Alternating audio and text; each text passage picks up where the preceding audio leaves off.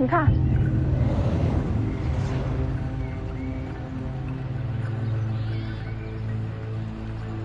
这是在搞什么呀？我娘说，咱们认识时，爹是马大将军，横扫天下门阀，一切都是孽缘啊！但他并不后悔。大哥，终于见到你了，大哥！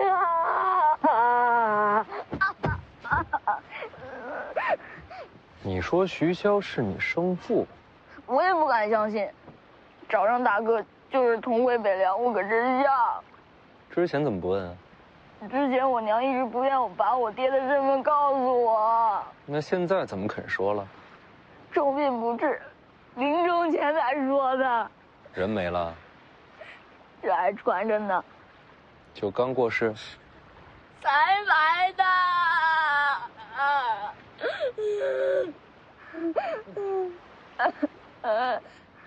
这么巧啊！素修。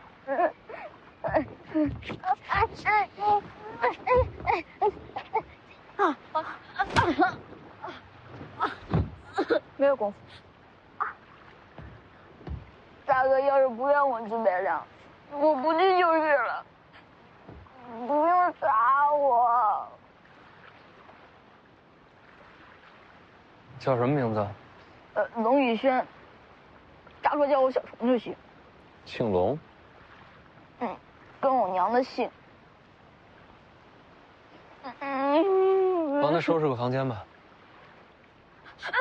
多谢大哥，大哥，大哥，大哥，大哥，我来安排。多谢姐姐，姐姐力气好大。少废话，跟我来。多谢大哥。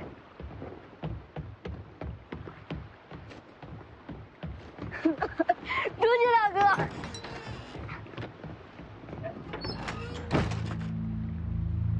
先看看他上了船会做些什么吧。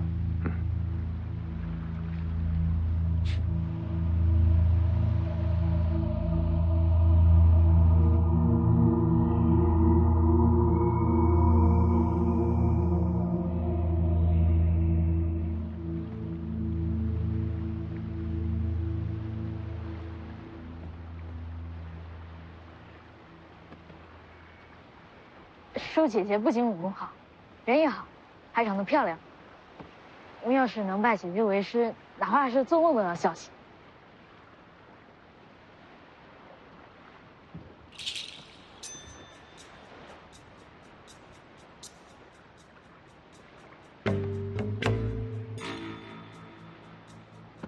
那我陪你吧。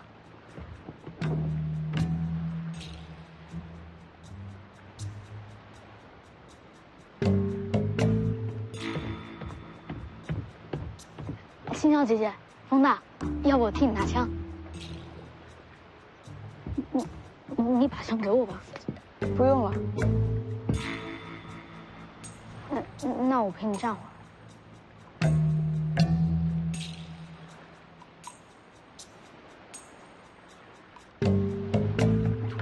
大哥累吗？我给大哥揉个肩。不用。我还能敲腿。你还会什么？我会烧几个小菜，大哥钓了鱼我能打理。还有呢？还有，我娘说年轻小伙子屁股上能烙饼，晚上我能先替大哥把被捂熟了，再让大哥进去睡。然后被窝里留俩饼。不是，那就是句俗话。去。那苹果我就吃了。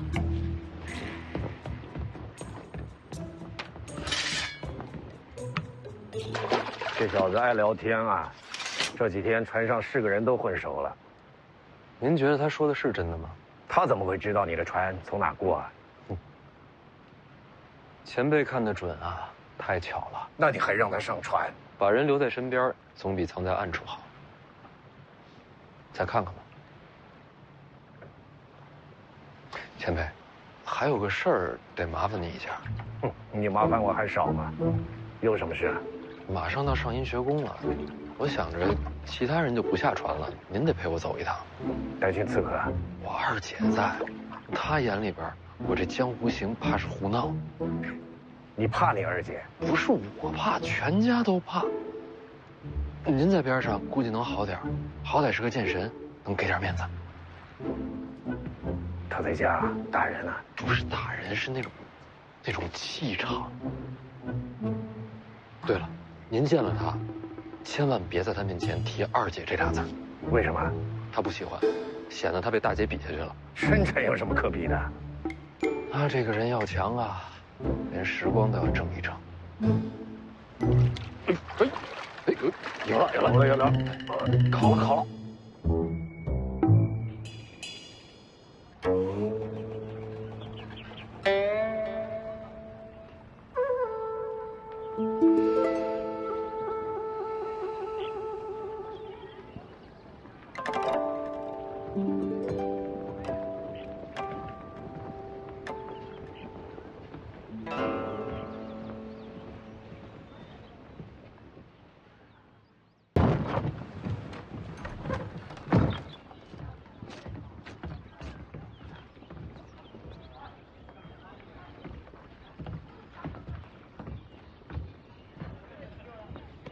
那就是我姐，前辈记住了，别叫二姐，别提江宁。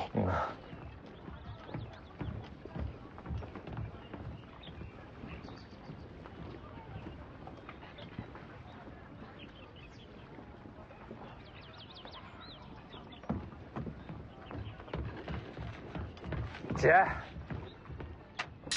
哎，徐渭雄见过李先生，龙虎山一声剑来，振聋发聩。这事儿你都知道了，传这么快的？这一路多谢先生护持。剑不错。这柄红螭就是为了送给先生。不用，姐，我那儿不缺剑，你的剑自己收好。晚辈只会剑术，不通剑道，这剑在我手里只是明珠暗投。剑是不错，养剑的功夫也足，只会剑术，过谦了吧？龙虎之后有剑无剑，对我都是一样的。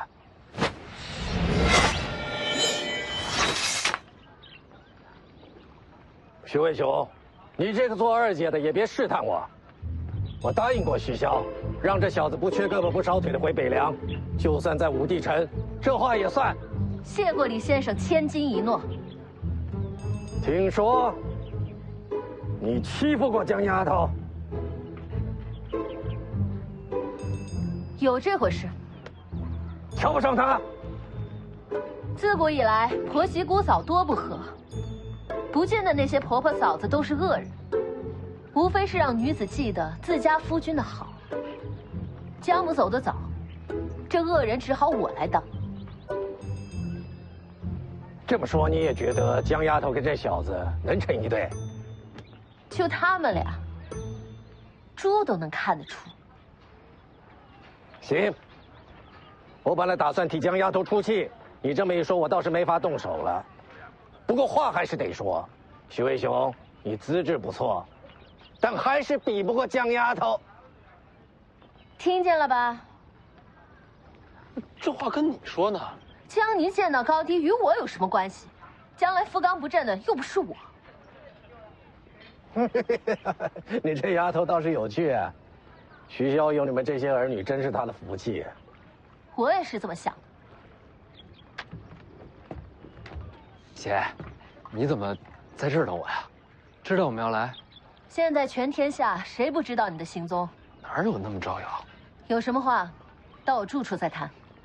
前辈，李先生，我和徐凤年有些家事商谈，你要是想听，没人拦得住你。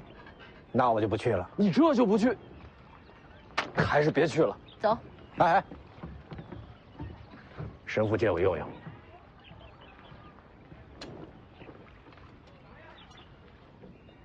哎。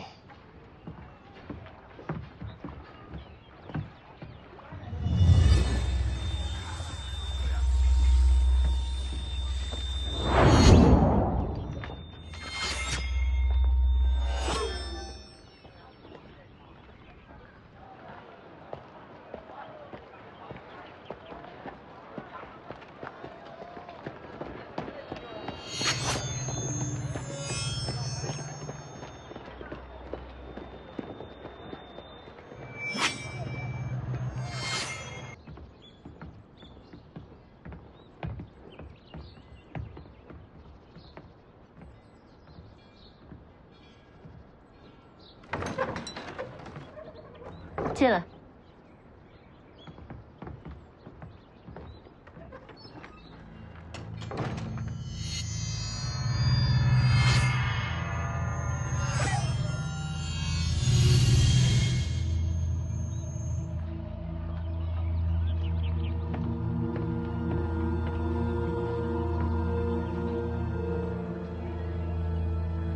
前辈，徐凤年不是让你们待在船上休息吗？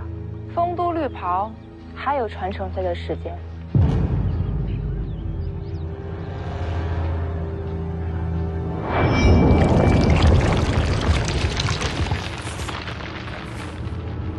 谁教你说的？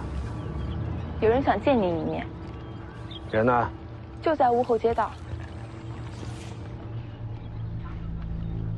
这事，徐凤年知道吗？哼！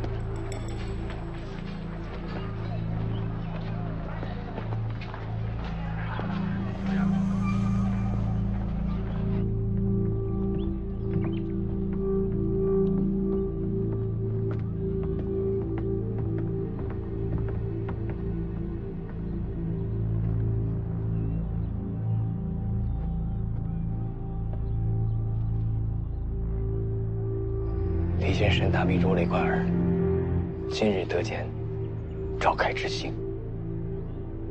之前我想了又想，与剑神会面是不是该先聊些闲话，或是多客套几句？后来我觉得不用了，不如直接阐明本意，才算干脆。继续。我想杀徐凤年，想杀他的人很多，可是有您在，就没有人杀得了他。所以你来杀我，晚辈也不至于这么不自量力。自从知道是您陪徐凤年东行以来，晚辈读了不少前辈的往事。当年丰都绿袍是您亲手杀的，谁都知道。可我觉得您不想杀他。如果我猜的没错，这件事是您隐居多年的真正原因。哪个老家伙告诉你的？前辈，我不知道徐骁给您提了什么条件，让您护住徐凤年平安，但我想我也可以提条件，求您网开一面，给我一个机会杀徐凤年。您知道吗？丰都绿袍虽然死了，但是他的门派传承，同族后人依旧在这人间。一个小门派，这些年过得风雨飘摇，这些是他留存于今的唯一传承。我想，您应该想知道这个门派在哪儿，还有些什么人。如果我不答应，你就杀光他们。前辈，这可不是威胁。无论您答不答应，都送给您。哎呦，这么辛辛苦苦查到的，就这么给我了？这是诚意。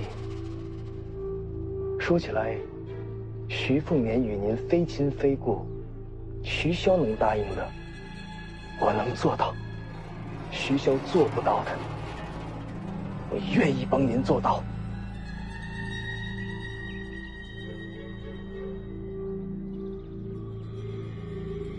你准备什么时候杀徐凤年？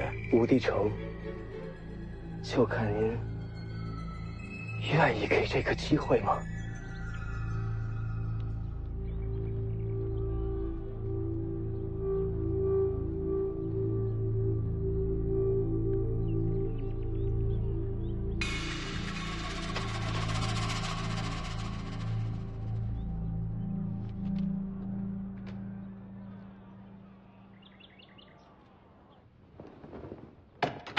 你就住这儿，姐啊，你不是诸般乐器样样精通吗？怎么也不能把琴挂墙上，自己写点字画也好啊。老黄的剑匣一直在武帝城头，什么时候去拿都一样。你现在船头一转就能回北凉。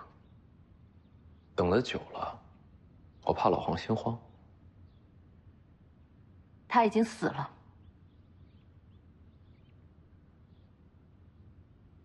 我会心慌。你回北凉，我替你去拿剑匣。姐，你拿不了的，要不是李剑神同行，我也拿不了。你知不知道现在天下两件事，最引人瞩目的是什么？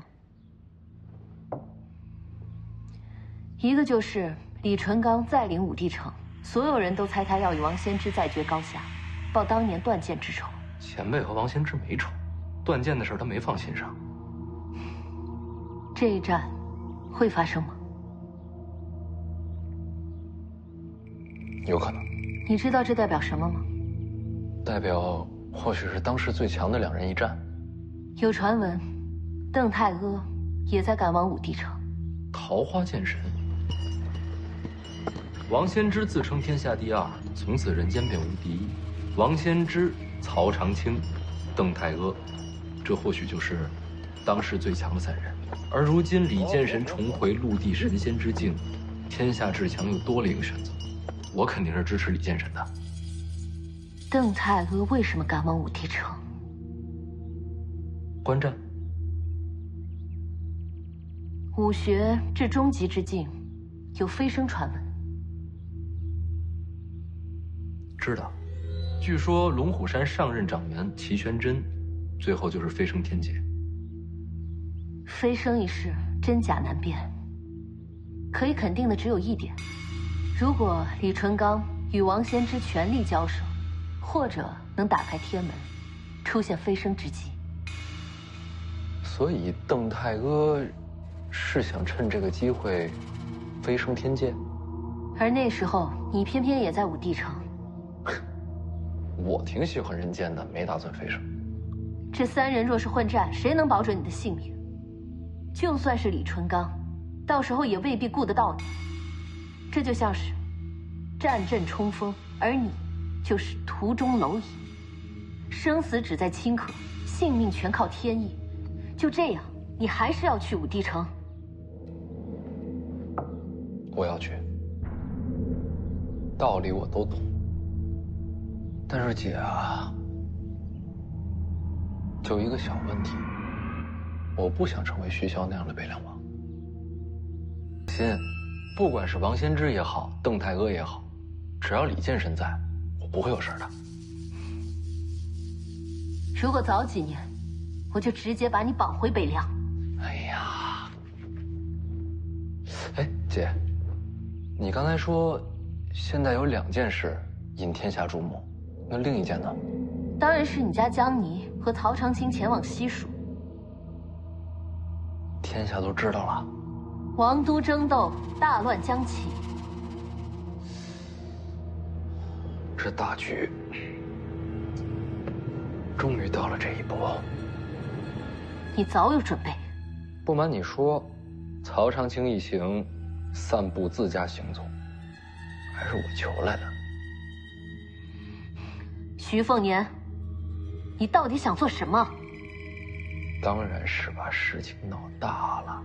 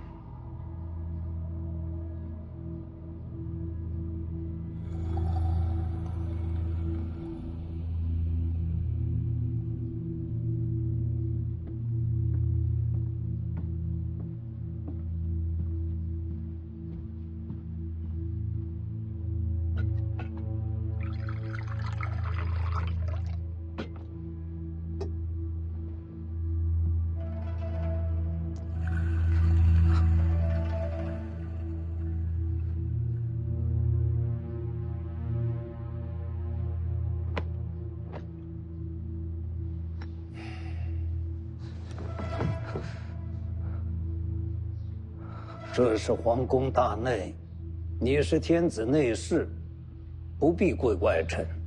起来。此刻陛下在见谁呀？宰父，这不该问。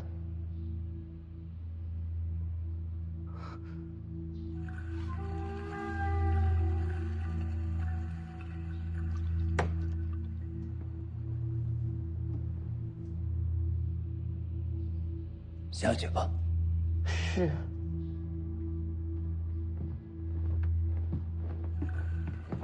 来，下去。是。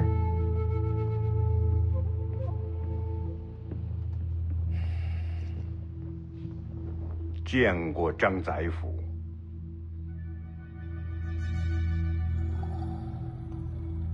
啊，陛下方才是在见你。哎呀，陛下忧思国事，有些疲倦了。今日恐怕见不了张宰辅了。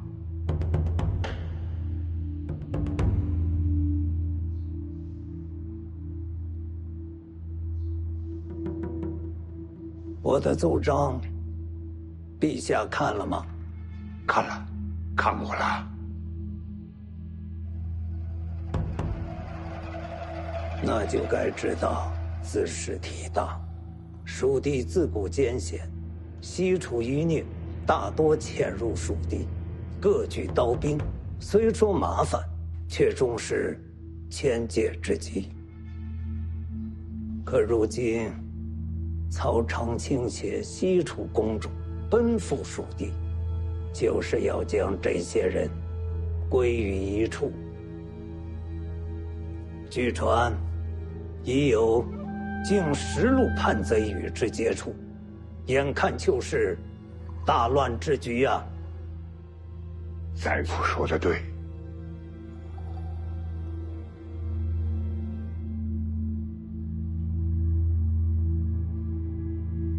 哎呀，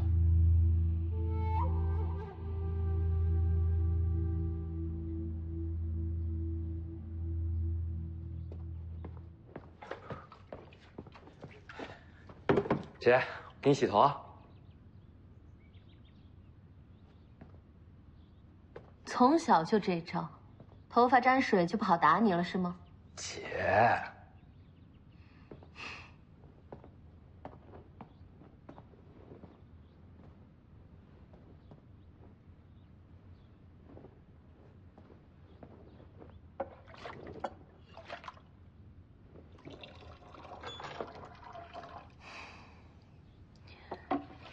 你是故意让江泥和曹长卿大张旗鼓造声势，造给朝廷看吗？就知道瞒不过姐。理由呢？你觉得朝堂会如何应对啊？要平息西蜀乱局，最直接的办法就是北凉军西下。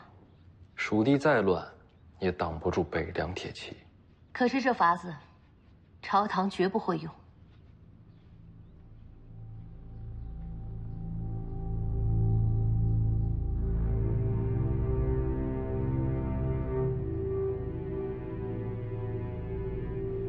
原因很简单，总不能让蜀地也飘起虚假战旗。真到了那一步，西蜀、北凉成犄角之势，天下莫能当之。宰辅向来忌惮北凉，自然不会让这种事情发生。所以，最保险的办法，就是调顾建堂离京西下。曾经的4大名将，如今除了徐骁之外，也就只剩下顾建堂了。顾建堂困守京城多年，若他西下，你家江泥撑不了多久。你觉得会是他吗？他若离京，便是龙归大海，虎入山林。咱们这位陛下，可没这胆气。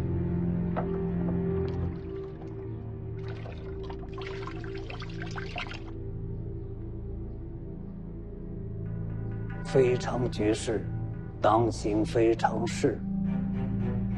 换个思路想，顾建堂若能领兵，最坐立不安的不是京城，而是北凉。顾将军告病了。什么病啊？说是着了凉。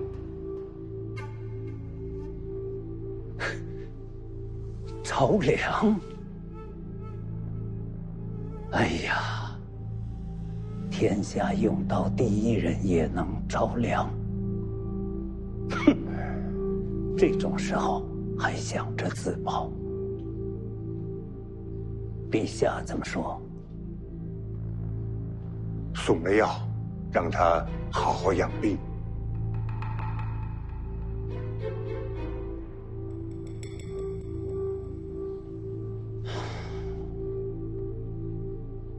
好，不用顾建堂也行。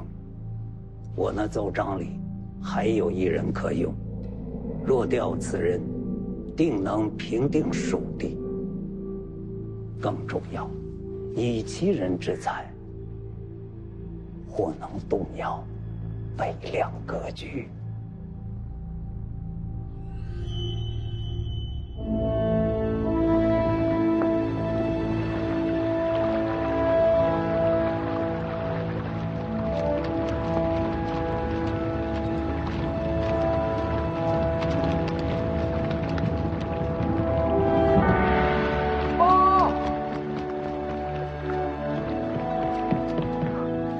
将军，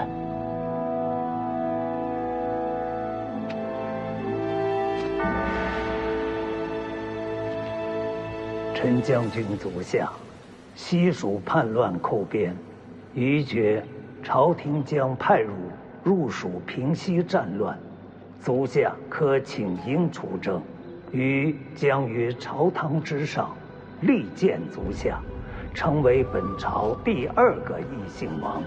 不再受北凉王牵制。张巨鹿，亲笔。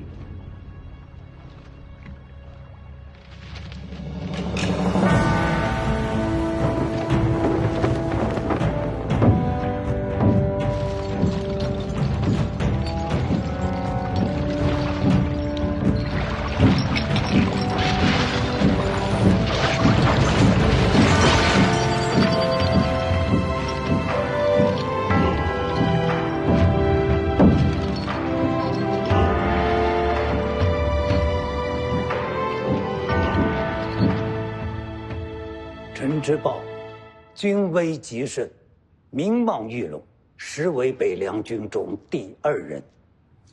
若加封官爵，令他率本部前往蜀地平乱，北凉军中或将分崩离析，自相为敌。陛下也夸赞宰辅之策，老成很辣。既然如此，可尽快传召。无论北凉如何应对，军心都会生乱。只是陛下也有些顾虑啊。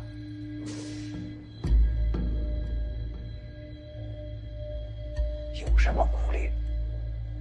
徐骁尚在，陈之豹未必敢接旨。未必，就未必这2字吗？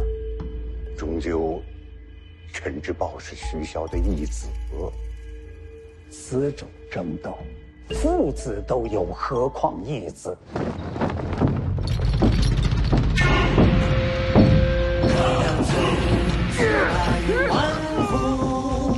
其中多少铁过枯骨，功名富裕就一壶。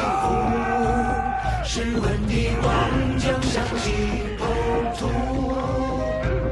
山上走卒，云间水户，几尊江山如虎，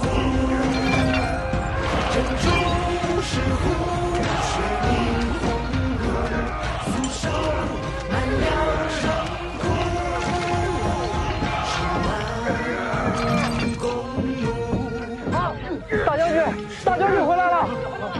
大将军，大将军，大将军回来了！大将军，刚回来，正好赶上凑个热闹。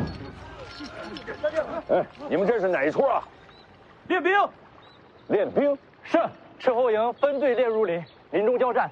林子里事先也准备了一些别的比拼手段，这就是一种。啊，那输赢怎么算啊？赢了吃肉。大将军归来，如今已在林内。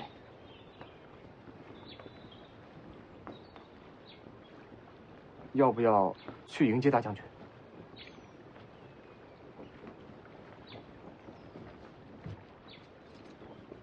哎，别愣着，继续来。大将军，您先放手吧。你们这儿人少，我不插手，你们肯定输。战场局势千变万化，人多人少都是天定。这是陈之豹的练兵法子。是。啊。这小子人呢？人在高塔，统观全局。好，你们继续，继续。是。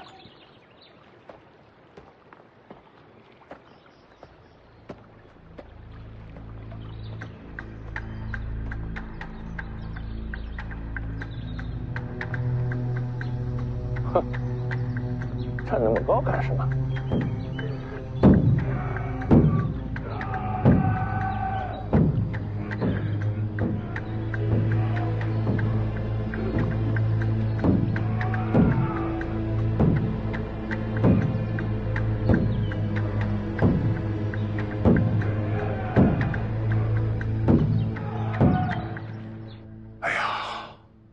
北凉之地毕竟兴许，陛下的意思是待徐骁死后再用宰辅之策，让陈之豹和徐凤年两虎相争。那现在呢？蜀地之乱总要有人领兵啊。有人提议啊，根据目前情势，未必动用大军。蜀地一直很乱，今日之事只是因为那个西楚公主。若是西楚公主一死，那些人毕竟还是一盘散沙。刺杀？正是。找一人杀了西楚公主，然后再从中斡旋，消弭乱局。曹长青在，怎么杀呀？怎么杀？我也不知。谁人提？不是我。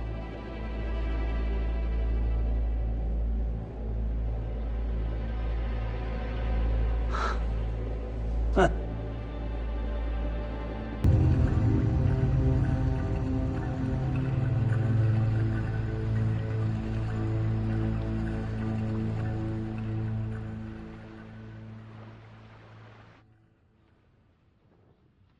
无论朝堂怎么应对江泥的乱子，你呢？你是想从中得到什么？咱们这位陛下最担心的就是天下再多出一个北凉，所以应对江泥的方法其实只有一种。人心易变，相隔千里，你怎么就能认定朝堂的对策？你在京城有自己的眼线？不对，这办大事不能出错，对方绝不是小人物，不是眼线，是同谋。什么都瞒不住姐。能影响陛下定策的人就那么几个。再猜下去，可就猜出来了。你与人为谋，爹知道了吗？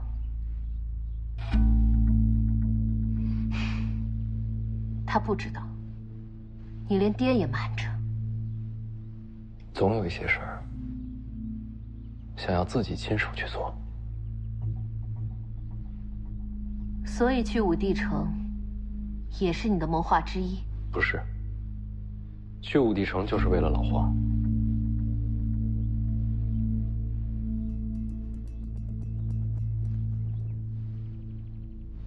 需要我做些什么？你不问我想做什么了？前前后后串在一起，大概也就能猜到了吧。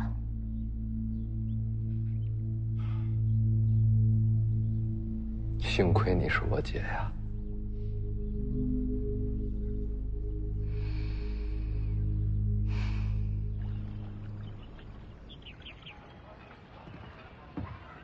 轩辕家的船，如今是我的了。船是你的没什么，别回头人也成你的了。姐，我对轩辕清风没想法。你不用跟我解释，江泥信就行。我过去纨绔好色都是装的、假的，你知道的。世子，小姐，其他人呢？仓里，我记得今日应该是青鸟值守啊。他跟我换了。你院里那几个丫鬟都跟我不对眼，这是躲着我吧？哪有的事儿？你这就别装傻了。二姐，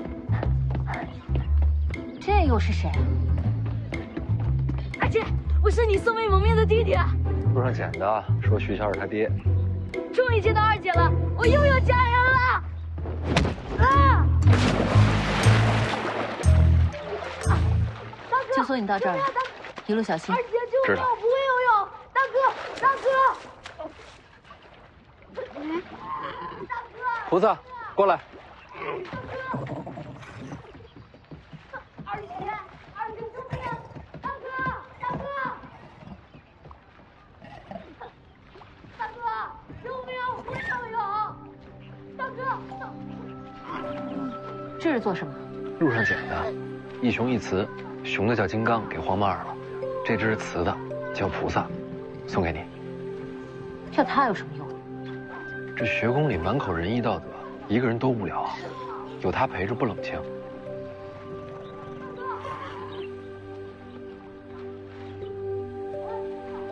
我喜欢冷清。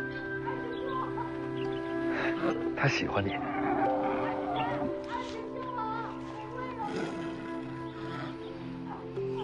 好，我先回了，等你消息。临别抱一个。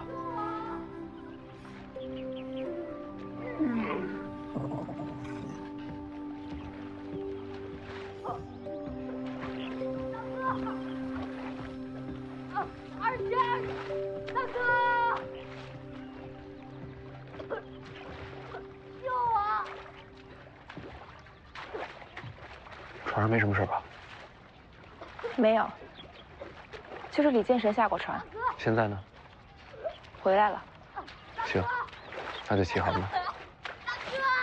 水里的捞不捞？大哥，救命啊！大哥！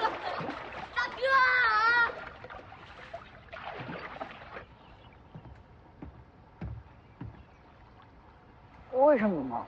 我到底说错什么了？我大哥呢？我去看大哥。等一下啊，晾干了再说。还是说姐姐的最好。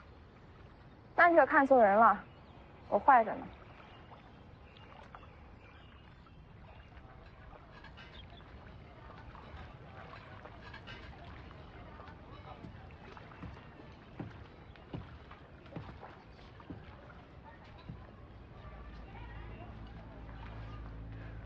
徐凤年和我媳妇儿都去了哪儿？就在屋里说话，我不敢靠近偷听。我见李剑神的时候，徐凤年没有出来过，绝对没有。那就好。李书芳怎么说？他开始答应了。杀徐凤年的时候，他不出手。你怎么做到的？人嘛，活在世上，总有牵挂。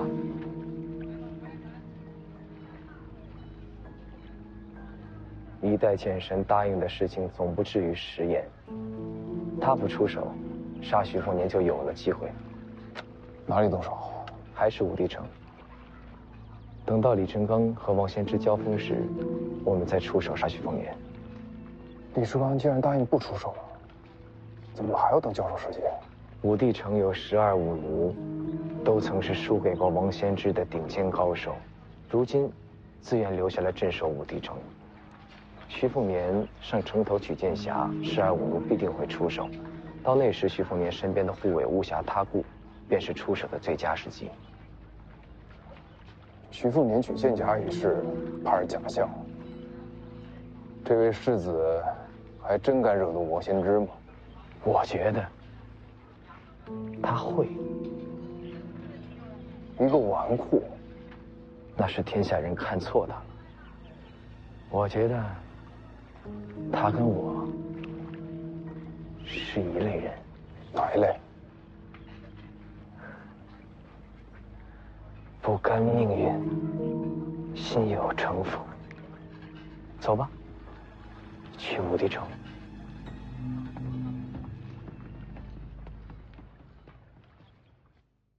前辈来了，稍等。轩辕家的信鸽，快到武帝城了，总要做些准备。前辈想看也无妨。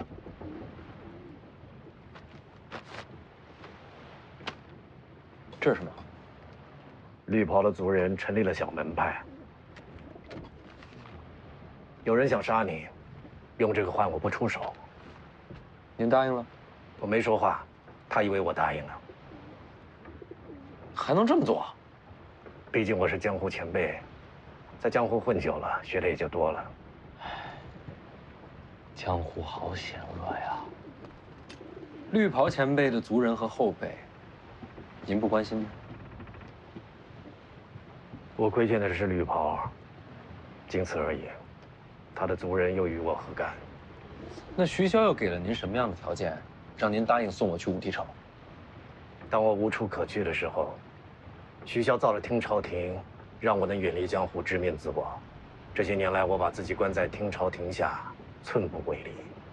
又是徐骁替我为绿袍扫墓上香，就因为这，已经足够了。赵凯怕是想不到啊，您心中所求平静，就这么简单。我刚才没听到赵凯的名字，你怎么知道是他？你知道是赵凯要杀你？福将红甲也是他的，这一路刺杀，都是这位赵凯。所以我跟赵凯见面的事你也一清二楚。进来。前辈。原来如此。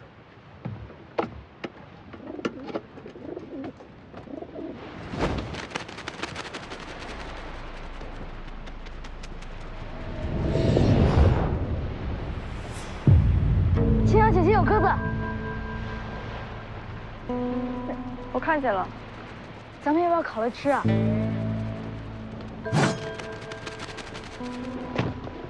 哇，你要的鸽子。嗯，这是飞鸽传讯吧？你要不要打开看看呀？那可不好。既然是正事，还是放了吧。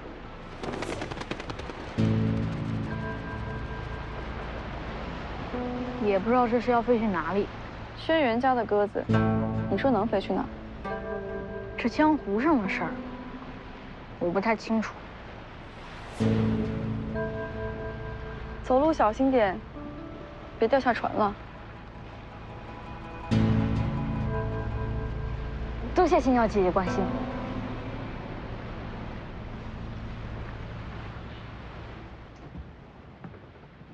赵凯怎么收买你的？回前辈，他答应给我白帝抱不绝。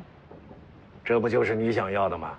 确实想要，但我更想活着得到他。若我帮他害了世子，北凉铁骑会追我到天涯海角的。你怕徐骁？也怕质子。哎，我说你让我见赵凯，算是试探我？不是。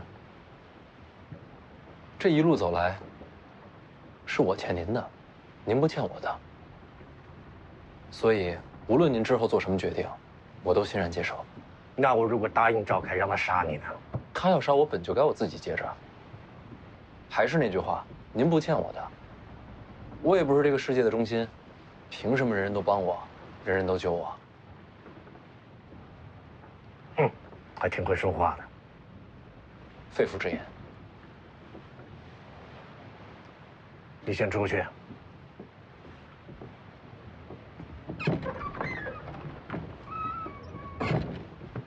把两袖青蛇各一件开天门使来看看，让我瞧瞧你有多笨。在这儿。有我在，你还怕传漏了？快点。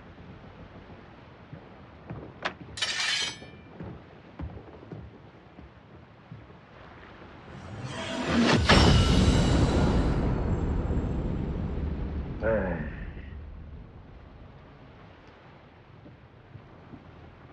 出什么问题了？建州一塌糊涂。惭愧。不过气势倒是对了。这算是夸吗？到了武帝城之后，我打算跟王献之再打一架，报当年断剑之仇。也没什么仇，本来也没这个打算。这不是机缘巧合重回剑仙之境吗？就想打一架庆祝庆祝。毕竟天底下有资格与我交手的也没几个。我赌你赢。输赢不重要，打得尽兴就好。倒是你自己要小心点啊！我和王献之交手，必将全心投入，到时候顾不上你。你安心打架，我能护住自己。如果我出了什么意外，你帮我把两袖青蛇和一剑开天门传下去。别这么晦气！我这一身什么都没留下，就留下这剑术和剑意。本来以为找不到传人了，可偏偏老了，又遇到了你和江泥。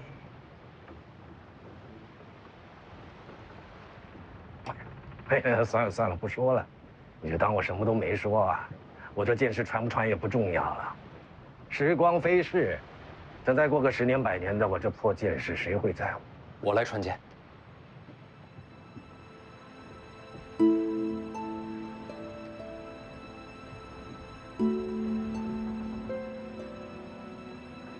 那我这一战就再无牵挂了。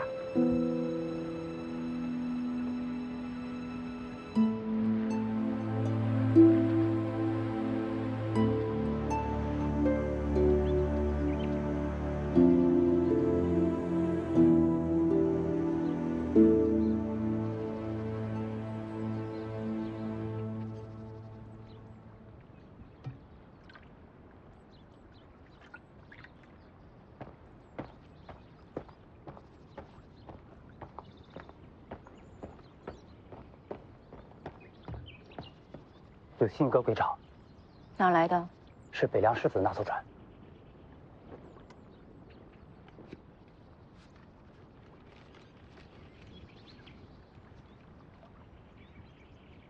备船吧，咱们欠的人情该还了。是。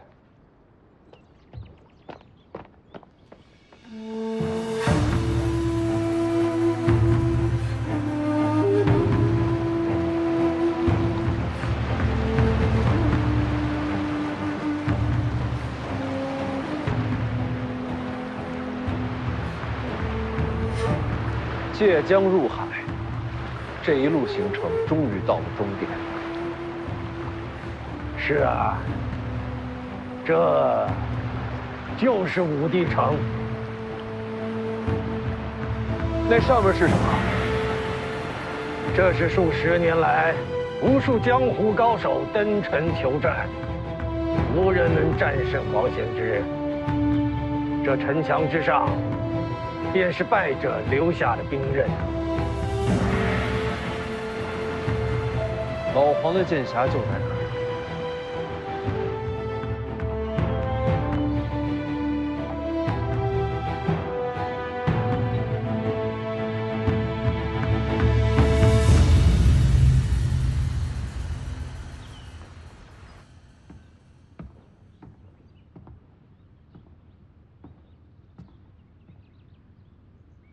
怎么了？连棋都不下了？暂时看不清。哈哈哈哈哈！还有你看不清的棋局？张居禄给陈之豹送来一封信。是吗？信写的什么，并不重要。他是想让我对陈之豹心存猜忌。这个张宰辅啊，梳理国事算他是一把好手，但论起勾心斗角来，就这重了。这不是诡计，而是堂堂正正的落子。信不重要，你跟陈之豹的反应也不重要，他只需要北凉军中将校知道陈之豹收到这封信就足够了。只要我徐骁不死，北凉就乱不了。你回北凉以来，陈之豹就没有出过自家大营，现在没人知道他在干什么，人还在不在营帐之中？你看不清的棋局，不会指的是陈之豹吧？是你儿子，凤年，咋了？这是他东行后一路所行之事。轩辕家，龙虎山。我也是前后串起来看，方能猜出他想做什么。这臭小子，这胆子也太大了，连你我都能瞒住。哼，青出于蓝呐，这才是下一任的北凉之王。你娘死了，我过来了。大将军，三军将士已集结完毕，随时开拔。请大将军下令！请大将军下令！请大将军下令！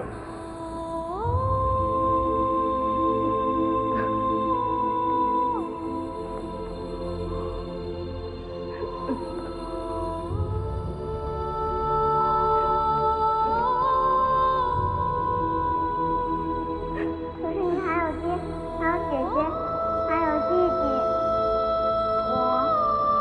人家就剩我一个人了。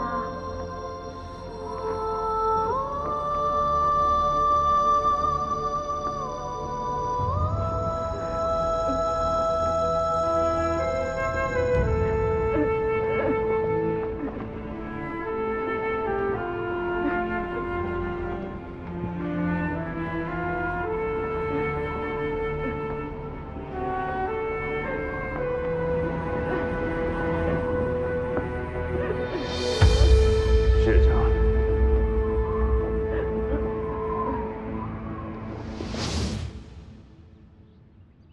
算来，他应该到武帝城了。相隔千里，我们也只能等个结果了。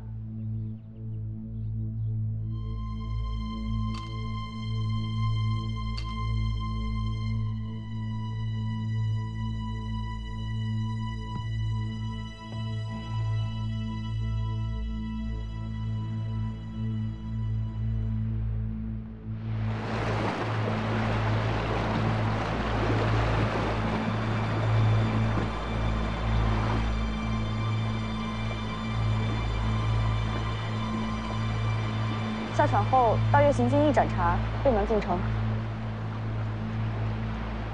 不走那边，那该怎么走？绕路，走西门。好。西门有什么特别？老黄就是从西边进的城。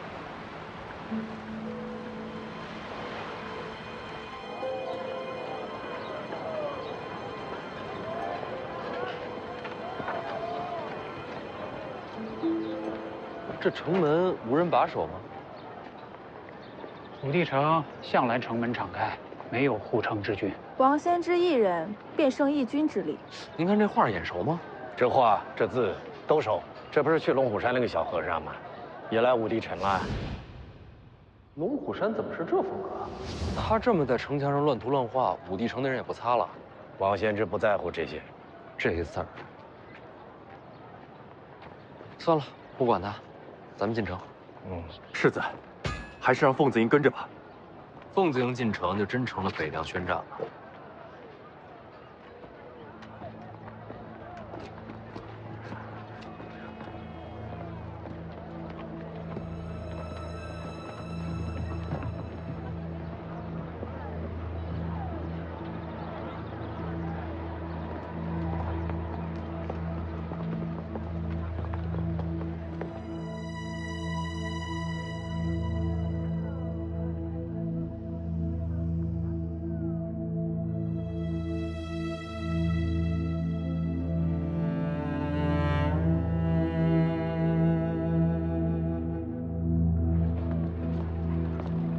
老黄就是一个人进的城。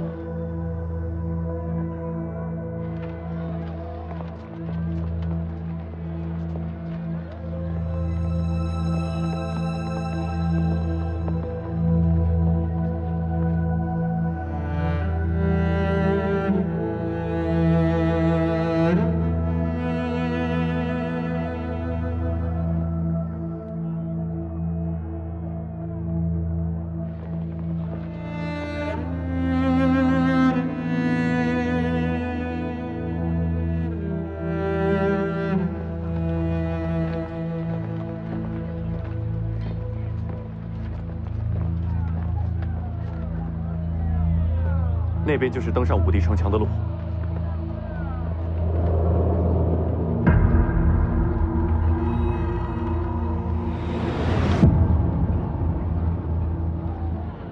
武帝城有12武奴，都是败给王献之之后，心悦诚服、心甘情愿地留下来替他守城。这些就是？对，按理说，这12武奴应该镇守5楼啊，要一层一层的打到楼顶，才能有资格挑战王献之。怎么都在这儿了？改规矩了？他们在看我。谁都知道你来拿剑匣，他们要拦我。你以为呢？还能还你啊？要不咱们现在就上去，直接把剑匣抢回来。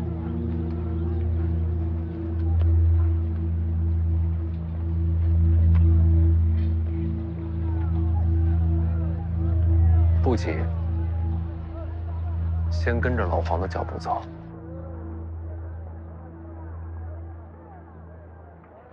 大哥，大哥，你们到底在看什么？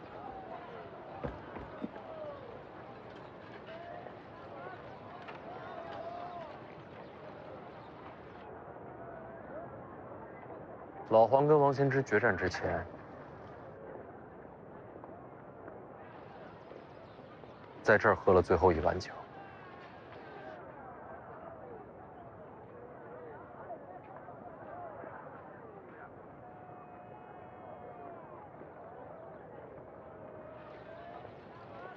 借几文钱。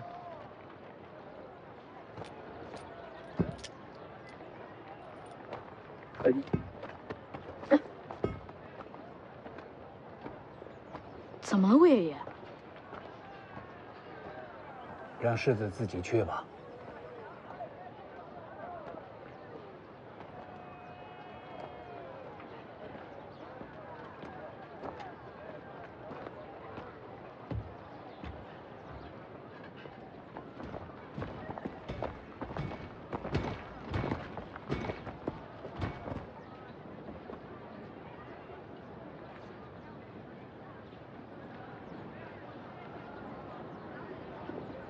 可别来晚了。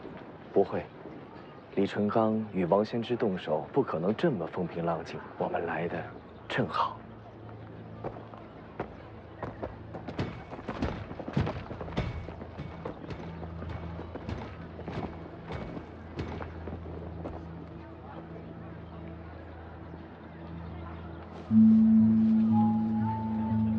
怎么了？桃花现神。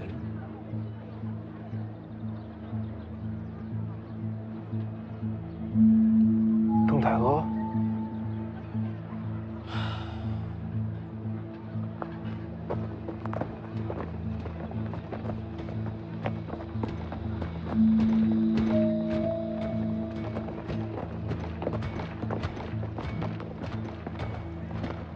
主将红甲。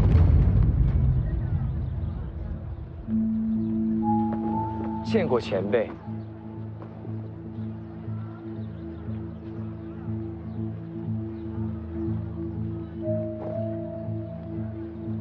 前辈不进城吗？我若进城，里面2位无法尽兴出手。是。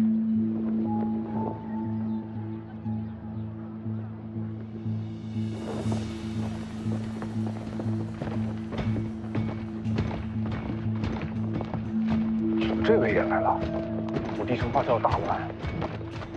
越乱越好，先找到徐凤年。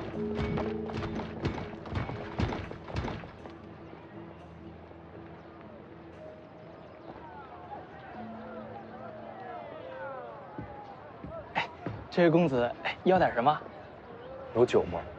有，各地名酒都有。公子想要什么？老黄当时喝的什么？什么老黄？干干瘦瘦的老头，背着个匣子，曾经在你这儿喝过酒。这，喝完酒之后登上武帝城楼，和王先之交手那位。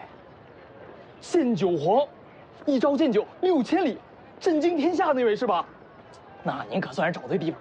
当时那位前辈就坐在此处饮酒，之后这才生出那般豪气，与那王献之斗的是天昏地暗，日月无光啊。他喝的什么？我记得是黄酒。给我来一壶。好嘞，您稍等啊。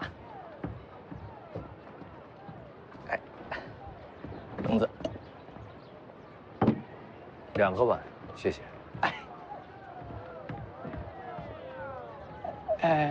放在这儿。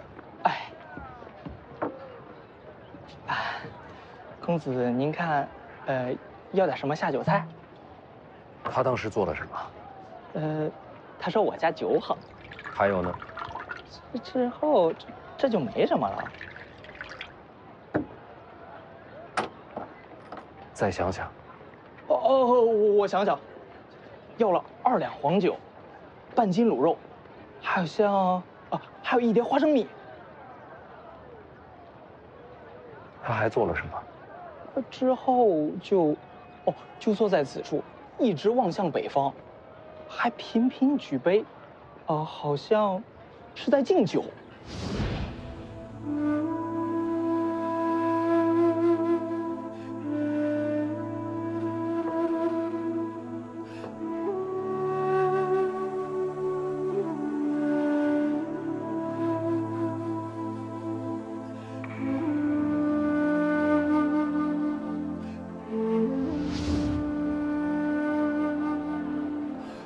我陪你喝。